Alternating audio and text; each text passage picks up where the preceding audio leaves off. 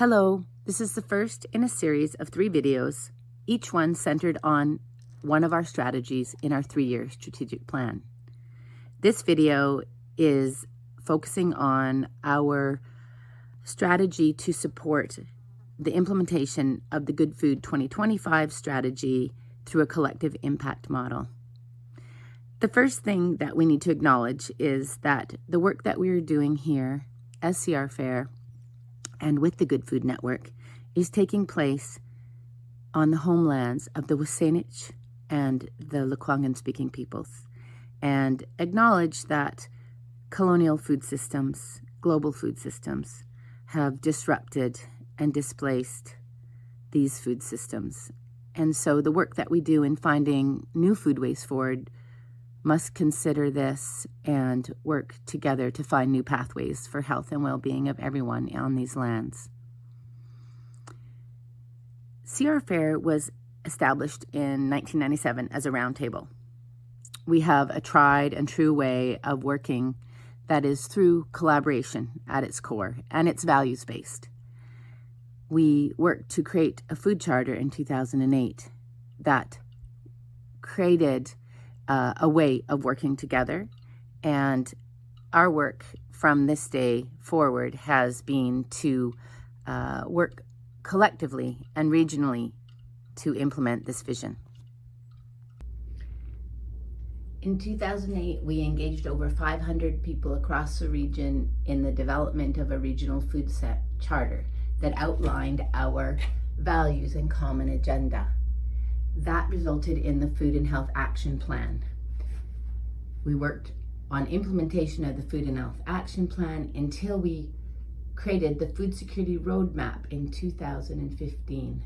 That was then updated again in 2018 into the Collaborative Outcomes Map, which divided our work into 3 different impact areas: the local food economy, food literacy, and food access, as well as outlined the kind of leadership, policy, data and metrics, assets, and innovations that would all feed into a logic model that took us towards healthy, good, sustainable, and equitable food systems. The role of CR Fair in the collective impact model is to play the backbone organization, and this is to enable the network to realize its long-term goals. The key role that we play is to build alignment in the network, to support capacity building, bring resources, research, continuous communication, as well as to support ongoing reporting from measuring our progress. And we do this each year through the Good Food Network Progress Report that gets distributed to regional stakeholders, as well as local authorities and local governments, First Nations. So our role as a backbone organization has undertaken changes over the years in terms of adding additional capacity to our team to be able to do that, as well as to create function and structure within the organization to be able to support this network in multiple ways. And that is through organizing annual gatherings, communications through networks and social media, as well as to specifically set up a platform that enables groups that do not have qualified donee status, are small community organizations with lack of capacity or lack of structure or lack of interest in building more formal ways of organizing, to be able to access our financial and administrative infrastructure so they can undertake projects. So we have multiple organizations working with us under this platform. The other thing we do is support different network leaders that are working to coordinate in the impact areas. So there's a food literacy working group, as well as the local food economy area being led by the Closing the Supply Gap initiative leaders. And the Food Share Network has been leading the work around food access and equity. So we've seen lots of results from this collective impact approach over the years. That includes everything from the creation of a major asset to our community, which is the Food Security Resource and Distribution Center, which is now working as an integrated food hub to bring food rescue, local food aggregation, processing, and distribution both to schools, nonprofit organizations, wholesale out to the restaurant sector, as well as to local Farm Bucks customers. So we've also seen the development and shift of work that was to support food literacy and also healthy food access in schools, everything from a small working group and the Food Shift Initiative, the added capacity of the Farm to School Network and the Farm to School Advisory coming together, then into eventually a pilot project called Setting the Table, which then launched the Flourish Initiative, which is now a nonprofit that is piloting with School District 62 and hopefully expanding to larger, broader within the region, the different school districts as well. Other results have been early days was the creation of the Downtown Public Market. That was an initiative that came out of one of our annual gatherings of a priority that was identified by the network in the region. Other examples include policy work, where we advocated for a regional food and farmland, food and agriculture strategy at the CRD level. And we're successful in advocating for that, and also the key priority being the creation of a Foodlands Trust, which was already modeled very successfully on Salt Spring through their Farmland Trust, but this was to be a regional government supported model using public lands for farmland access.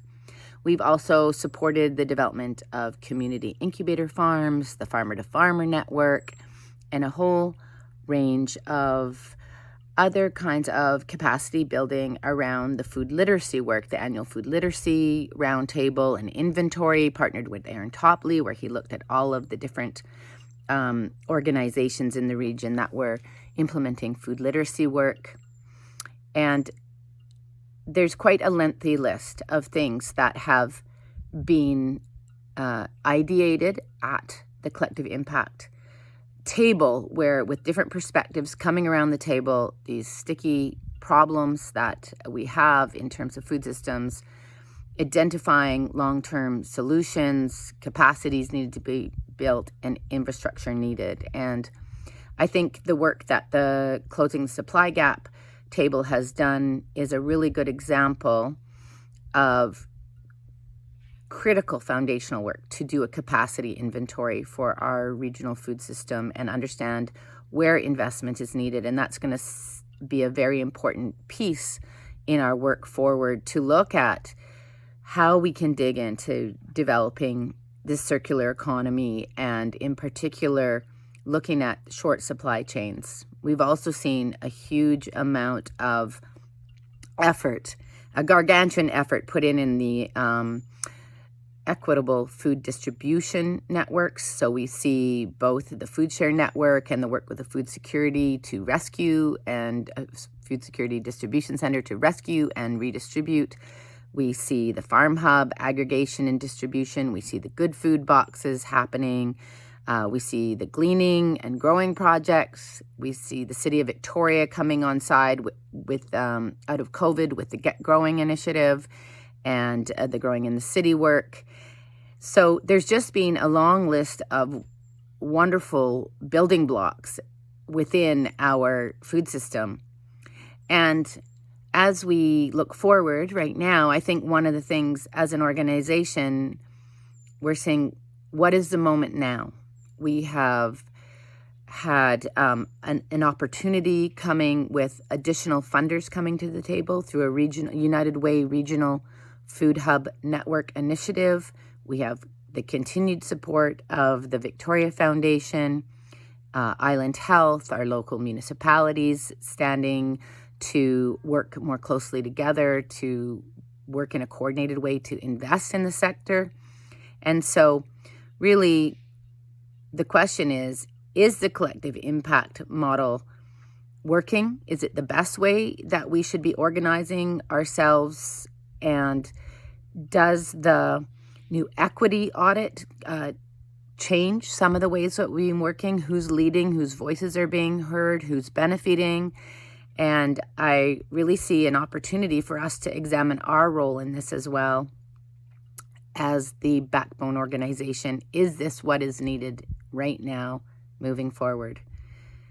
It's really exciting times, but it is also a time when we see critical issues of affordability of food and in a climate crisis. So these two things are what I think compel us to working smart, working efficiently, working thoughtfully, and really strategically as we go forward. Thank you for listening. I think that that's given you a good background on our collective impact approach, some of the key results that we've had coming from that approach, as well as a few of the emergent things that we see happening and some of the questions that we need to answer as we go forward.